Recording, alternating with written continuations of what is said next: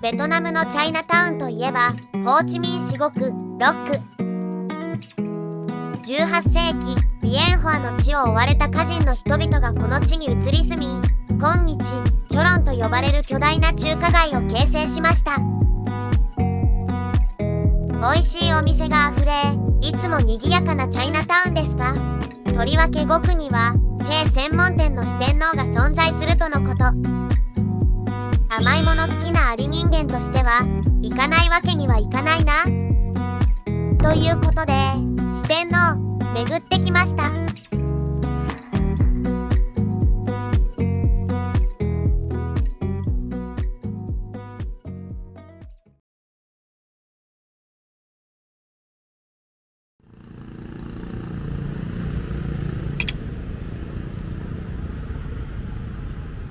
まず1点目です。日本語で無理やり読むとハーキーですね。中華料理屋を彷彿とさせる赤と黄の派手な看板に誘惑される。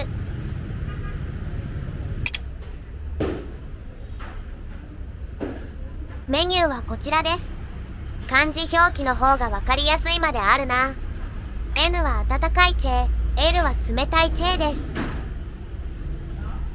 ちなみにノンハイランと聞かれたら、温かいのと冷たいのどちらにするかという意味です。せっかくだし四天王で食べ比べをしようと思い、杏仁豆腐を比較することにしました。食感は固めでゼリーのようなさらっとした舌触りです。杏仁がかなり強いですね。少し苦味を感じるくらい強い。後にクリーミーさが残る感じかな。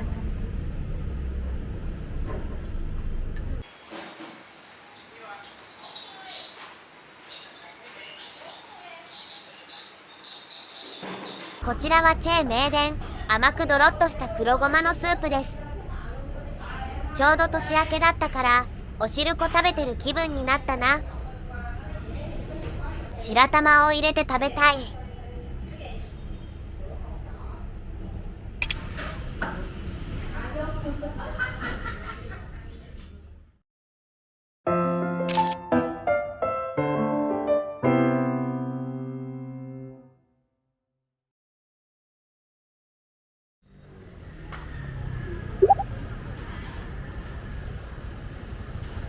2点目にやってきました。メニューは写真付きで分かりやすいですね。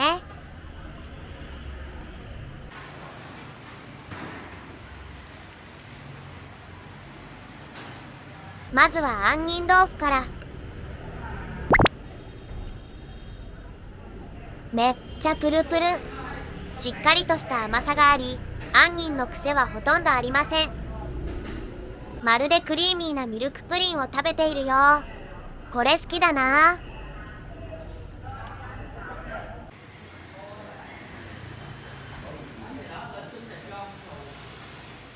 ジーマータン塩あるやんって思って頼んじゃいました。黒ごま団子の入った温かく甘い生姜スープです。団子はもちもちふわふわ。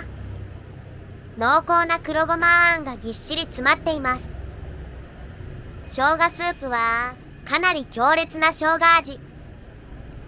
風邪気味の人はみんなこれ食べるといいんじゃないかな。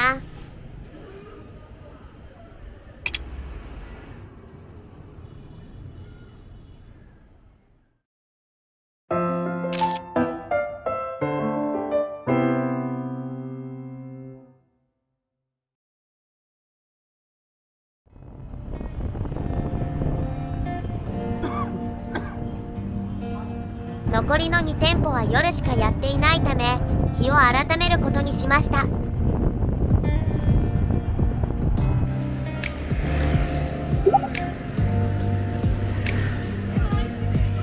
3店目です。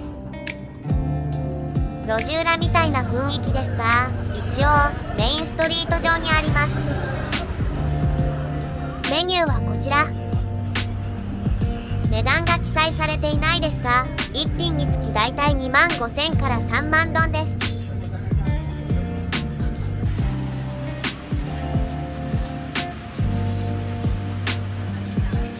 早速杏仁豆腐をいただきます。食感はプリンとゼリーの間って感じかな。甘さはほんのり程度でクリーミーさはなくさっぱりとした味わい。一番スタンダードな杏仁豆腐な気がします。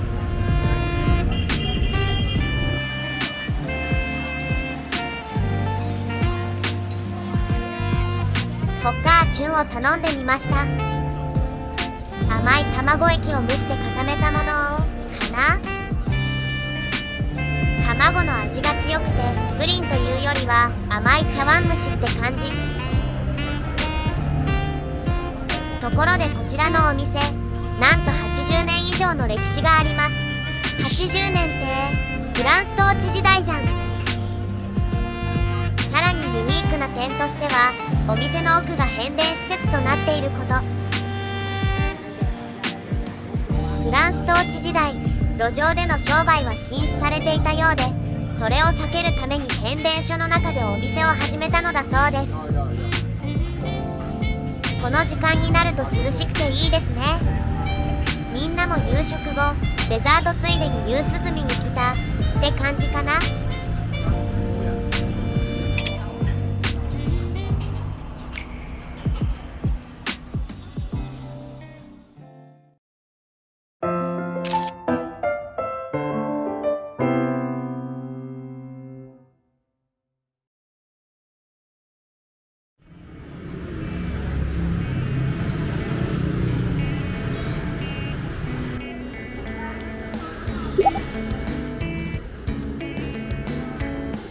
最後のお店です。お店にはでっけえ最新型の冷蔵庫が儲かってますな。こちらのメニューも写真付きで分かりやすい。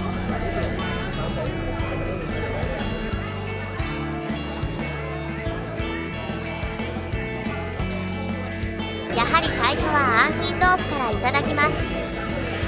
食感は4点の中で一番硬いですね。寒天みたい。甘さもクリーミーさもなくめっちゃさっぱりしています。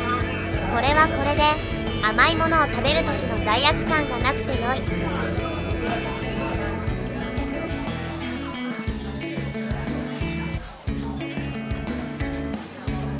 定番の小豆チェー、これも全然甘くないな。ある意味すごく健康的なデザートだ。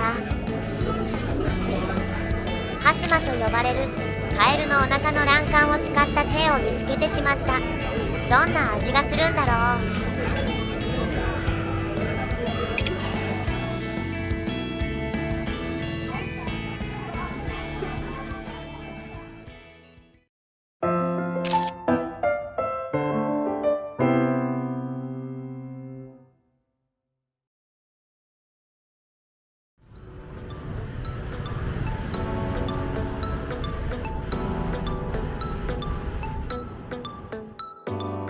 冒頭でも話した通り、18世紀に歌人の人たちはサイゴンに移り住みましたが、ベトナム戦争終結後は社会主義化と中越関係悪化に起因する緊張のため、多くの人々がこの地を離れざるを得なくなりました。